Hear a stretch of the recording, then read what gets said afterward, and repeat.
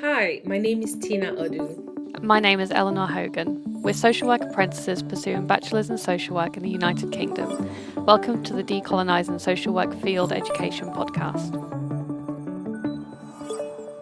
On my first placement with children and families, I found that when working with Black, Asian, and minority ethnic families, I felt out of depth, almost questioning on what I had as a white British student to tell these families how they should be interacting with their children due to the cultural differences.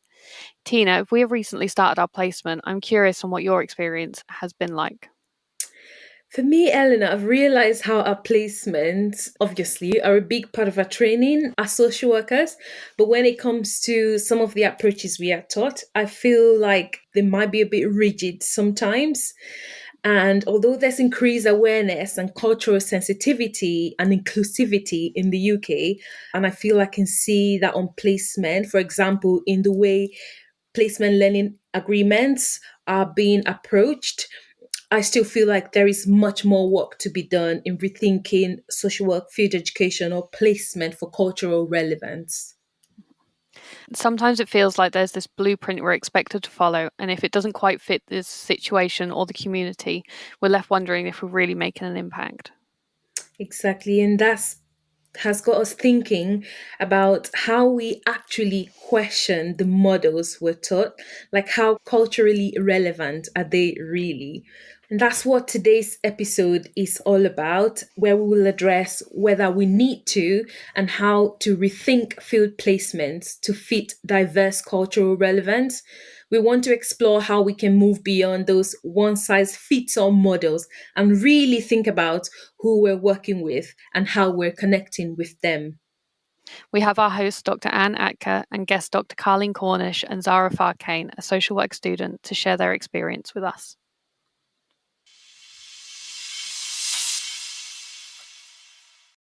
Warm welcome to episode 7 of the Decolonizing Social Work Field Education podcast series. My name is Dr. Ann Anka. I'm Associate Professor in Social Work at the University of East Anglia in England, United Kingdom. My specialist area of practice is social work with adults, safeguarding adults and carers, and decolonizing social work education. If you are a regular listener to the podcast, it's great to have you with us today. If this is your first time with us, it's great to welcome you to the community of listeners. Literature tells us that decolonizing social work education is driven by the historical legacies of colonialism, ordering, the marginalization of minoritized ways of knowing, being, and doing, and that social work field education is not immune.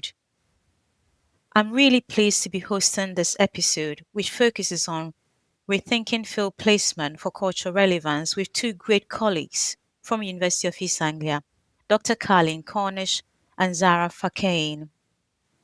Dr. Carlene, can you please introduce yourself? Yes, hi, my name is Dr. Carlene Cornish. I'm Associate Professor in the School of Social Work, and I'm originally from Cape Town in South Africa, and arrived in the UK in 2001 to work as a child protection social worker. And Zahra, can I invite you to introduce yourself briefly? Hi, my name is Zahra. I am a social work student, currently doing a bachelor degree at University of East Anglia, Norwich. I am originally from Morocco, and I rejoined UEA as a mature student. Well, thank you both. It's great to have you with us. Dr. Cornish, can you tell me briefly what decolonizing practice education or field education for our international audience means to you? It is really important to look at our student placement and our practice education that we provide to our social work trainees and consider whether our current practices of assessment is fit for purpose and gives adequate kind of reflection in terms of how students are able to demonstrate their professional competencies within a particular placement. And at the moment, to some extent, the current practice models work for our predominantly white British students who understand the local context of in which placements are happening, because they tend to be students who know the local area, who understand British sense of humor, who fits the social norm, because most of these placements are undertaken within predominantly white settings. But where it becomes really problematic is that when we have students who are from Black, Asian, ethnic minoritized backgrounds, who come from a culturally rich environment to a university setting where there's a lack of racial representation, there seems to be a gap between understanding what is required to better support students to deal with that culture shock to an extent, and that can take some time. And so with decolonization efforts that's needed within practice education, it is that acknowledgement that for students who are international or students that tend to come from more culturally diverse communities, we as a university and as a social work profession, we have an obligation to ensure that we level the playing fields, to ensure that when students go out on placement, there is a much more fair representation of their capacity and try to combat racial discrimination. Yeah, thank you. That's really powerful to hear. I understand from my experience with you and my working relationship with you that you've developed something, a tool, a module to help us to practice in a decolonizing way. What led you to develop this module? And then tell us a bit about the module. So I have developed a model called Sawubona. The reason why I designed this model was on the back of my research that I conducted with Black, Asian, ethnic minoritized mothers, birth mothers in statutory social work services. What I found through doing my research was that the social work assessments that were done with Black, Asian, ethnic minoritized birth mothers tend to be very harsh. We seem to have a lack of working knowledge in terms of how to consider the mother within the context of her representation. What I found from working and doing my research with the birth mothers was there was a significant lack of understanding of their harsh realities. And when they're supposed to access support, Section 17 welfare support, sometimes that doesn't necessarily happen for them. When the referrals come in, sometimes that is fast tracked to Section 47, and children then tend to be removed. And literature showing an overrepresentation of our Black, Asian, ethnic minoritized children in the welfare system or in the criminal justice system. So with all these things in mind, we needed to think of a different way of working with our people. Looking at the findings and the fact that the parents were saying they feel unseen, Yeah. they felt worthless because they were questioning themselves as what's their value as birth mothers, etc. All those kind of powerful narratives of exclusion and discrimination inform this model of Sawubona. Because what Sawubona means is Sawubona is an Afrocentric philosophy. And what it elucidates, it says, I see the whole of you. It underscores the importance of seeing the person. So Sawubona causes you to truly see the person, their needs, their merits, their sorrows, their fears. It's understanding the person within their socio-political and economic realities. And I think this is really important because Sawubona causes you to listen to other people without prejudice. I think it's also important to underscore here the reality that Sawubona isn't here to replace British ways of working, but it's to complement. There's another approach that needs to be adopted alongside the other models that's being taught, because it centralizes the person within their context, and it talks about social work's professional values of equality, empathy, dignity, tolerance, and respect. That's very powerful. Thank you. Dr. Cornish mentioned some words I like to explain for our international audience. She mentioned Section 47. In the UK context, in child protection, it comes under the Children Act 1989, and Section 47 is the duties that social workers have in terms of child protection. So just to clarify that. Thank you very much. Zahra, you've sat in our classrooms and you've heard about decolonizing social work.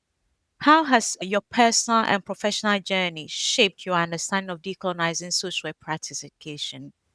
Thank you, Anne. So I sat through Dr. Cornish's lecture a few months ago, and one thing that stuck with me was the Sawubona model, where it is you see the person entirely rather than just aspects of what they're going through currently. So, for example, if someone is in child protection, we just see them from the context that something bad happened, now we need to intervene, but we actually fail to see that before that point in time, this person had a rich life, had a cultural community around them, had so many things that are going on that their identity is much more complex than that specific time.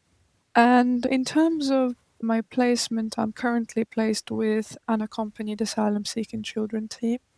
We work with 100% people who are from abroad or young people who are from abroad. So this is very relevant to the context of my placement. There are always cultural differences, but sometimes there is a kind of a lack of cultural competency or cultural knowledge to understand what a person is trying to communicate. And just to give an easy example is when I first moved to the UK, people perceived me as maybe rude when actually I'm quite not rude. It's just the way we speak Yeah. in my country is very much matter of fact, is direct.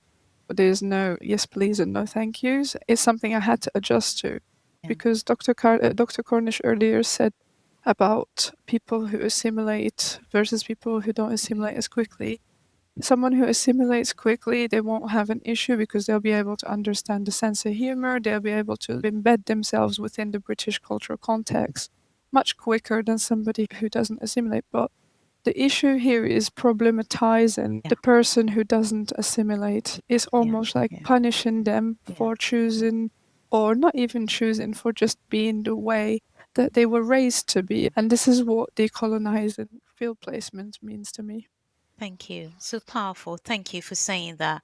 For me, I'm happy to share. So, for what decolonizing curriculum means to me, and then linking on to what you've both said, Zahra and Dr. Cornish, is about the isolation that someone in my classroom might feel, the isolation and the loneliness, just because they can't communicate when they're on placement. And then listening to the human stories about what it means to that person.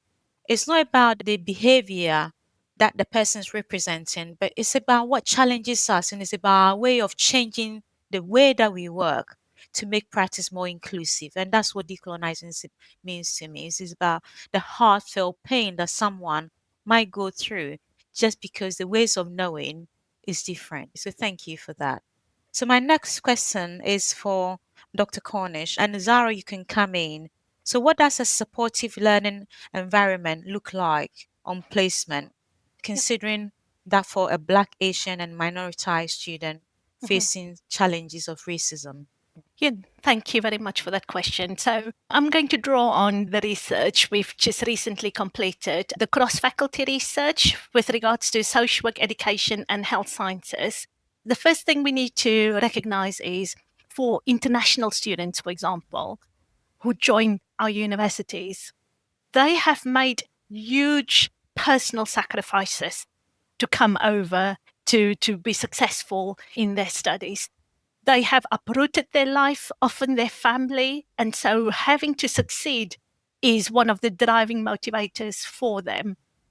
What the research has found is some of these students have never experienced racism before. If you were practice educators supervising an international student and they're reporting or they're describing what sounds like microaggressions, it's important that we help students to name and identify that firstly, because that is part of the education that needs to take place on practice education.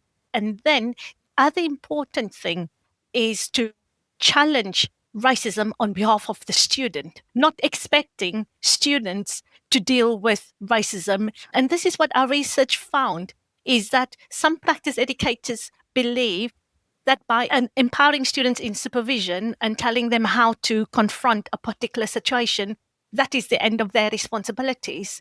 But I think that is very short-sighted because it's overlooking the reality that when students are in practice education, the power inequalities is enormous, because that student knows that within that particular placement, they don't want to upset anyone. They don't want to fail. So we can't send a student back into a placement or on home visits where they're going to experience racial trauma. And I think the other thing is to more or less acknowledge is that some of our Black, Asian, ethnic minoritized students may not have had a diagnosis for disabilities because there could be cultural taboos. So there's complexity for the practice educator, because sometimes they're supervising students who may have undiagnosed learning needs, but there's no reasonable adjustments made for them in that regard. So it varies, the support varies, Anne.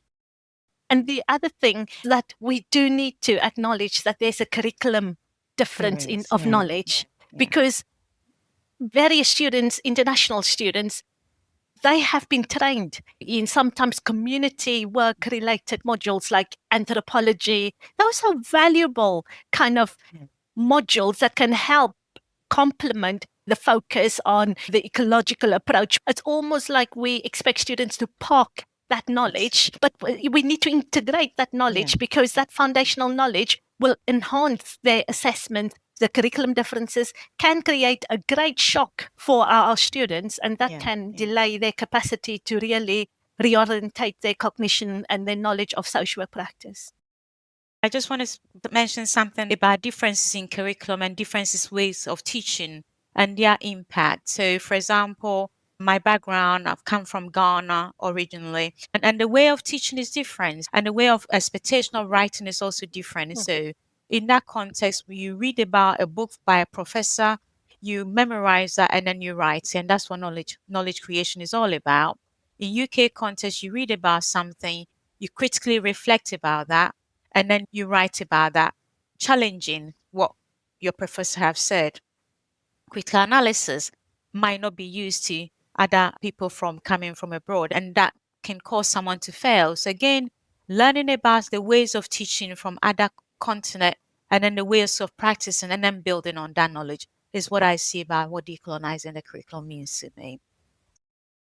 I was just going to draw on what Dr. Cornish said, something about power imbalance, about students being afraid to report any issues when it comes to placement. And that is, I think it's a key point, particularly in the context of international students, because I feel that the power imbalance with international students on placement, it has got so many other layers. It's not only that I'm afraid, it's not for me, but I just give an example. It's not only that the student is afraid to fail the placement, but if they are in the UK on a student visa, that's potentially a visa they paid so much money for. There's a lot of hope from their families, there's a lot of expectations. It can have a knock-on effect. So the students might be reluctant to report any experiences of like microaggression or racism on placement. And the question is, how can this power imbalance between the student and all the educational systems around them, including placement, how can we balance that again? Because I have friends who have experienced microaggression on placement, but they felt too afraid to challenge it. It shouldn't happen. It shouldn't happen at all. Addressing white fragility in social work.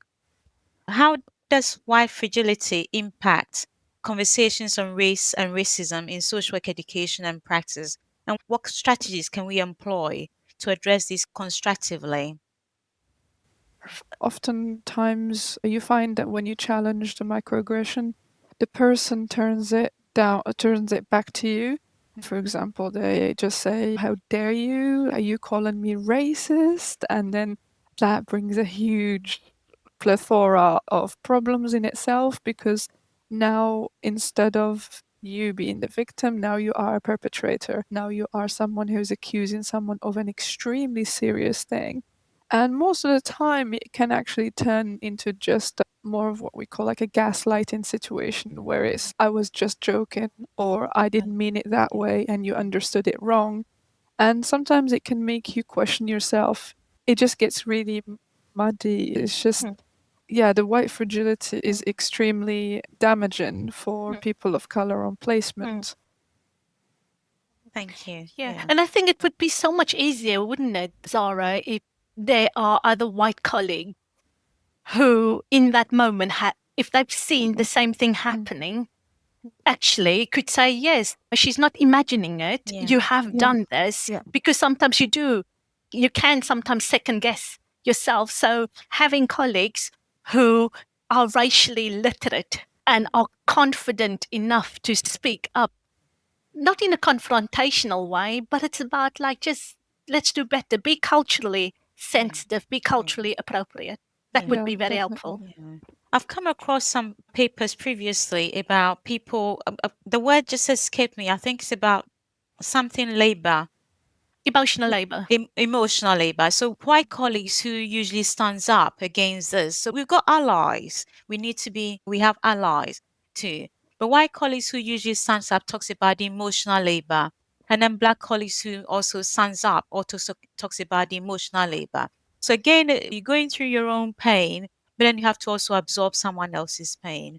Some of the strategies that I use, I don't know whether this is right or wrong, is about using perspective talking so for me to understand where that person's coming from and then where I'm coming from and then coming together to find a way through. Yeah, thank you. When it comes to also the Sawubona model in terms of student placement, I'd like to also mention, because I think that there's also a lack of understanding in terms of how the student is seen on placement. Oh, so thank you. Yeah. I'm glad that you mentioned that because I was going to go into my last question. So do you want to add about the relationship between the Sawubona module and the field educational placement? Yeah, thank you. Absolutely. Thank you. I think it's really important that when we think of the Sawubona model in terms of student placement, I've designed a framework that guide people in terms of how they can use and ask questions to better support. So with the Sawubona framework, for example, the S stand for C. So one of the columns talk about seeing the student as a whole person within their wider social, economic, political, spiritual, and cultural realities. Because we can't just see students as academic and professional beings.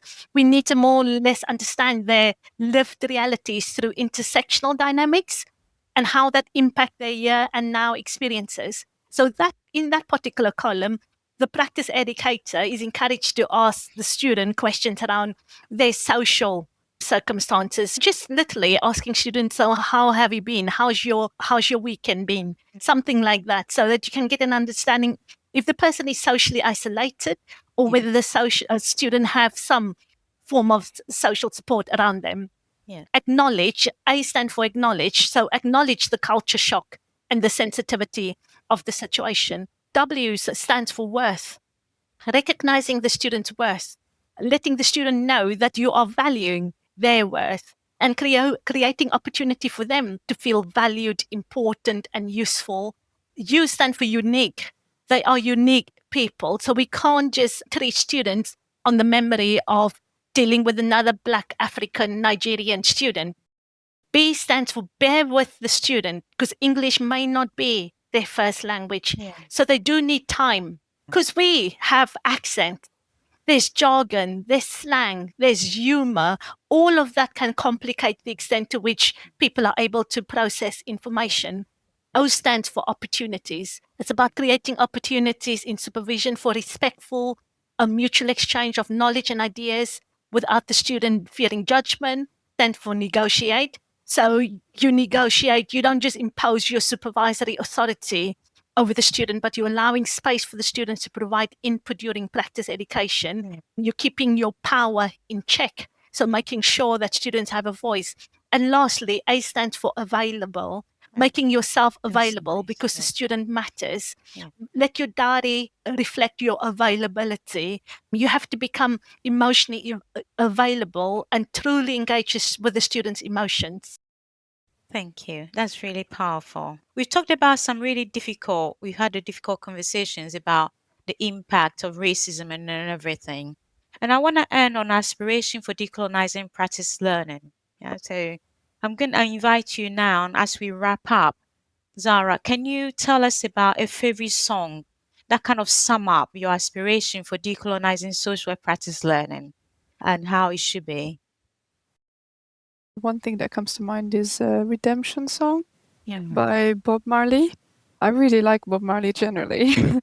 And I just love I feel that Bob Marley and Dr. Cornish are working on similar projects, which is to have the Afrocentric approach to working with people or supporting students from ethnic minorities to actually understand their perspectives rather than just constantly perceive them negatively for no reason.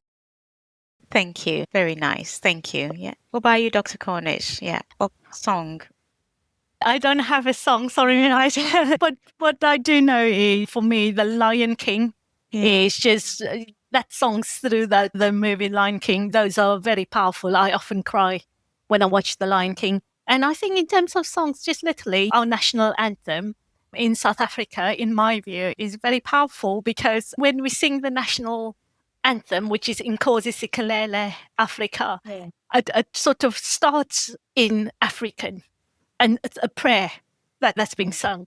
But it's at some stage we then switch over and we sing in Afrikaans, the language of the oppressor, and we also sing in English, where everyone can understand those languages. And I think in that national anthem, as you move from one language to the other, it shows integration and a cultural appreciation for all of us. We're the Rainbow Nation. We've got 11 official kind of languages, but we all work together. It comes together in that national anthem. And so Inkosi Sikelele Africa, for me, is very powerful. And yeah, that is what we should be striving. We should be integrating models. Yeah, thank you. You've summed it up really nicely for us. Yeah. I'd like to take the opportunity to thank you, Dr. Cornish and Zahra, for the opportunity to share your perspective on what decolonizing means to you, focusing back on the theme for this podcast about rethinking field placement for cultural relevance. So thank you both. Thank you, Dr. Anka. Thank you, Dr. Anka.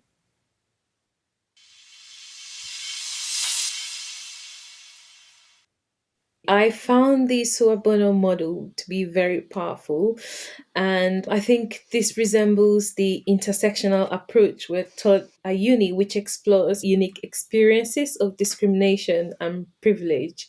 And Dr. Cornish said the Sawubona model is not meant to replace existing models, but to complement them. I think having a social work student on the podcast really helped to show how models are used in practice and really bring the classroom teachings to life. Yeah, I agree. I think for me, being a white British student, I'll never be able to fully understand the experiences of Black, Asian, minority ethnic families that I supported during my placement. However, with using the model, I can begin to start understanding the life experiences of the families I support.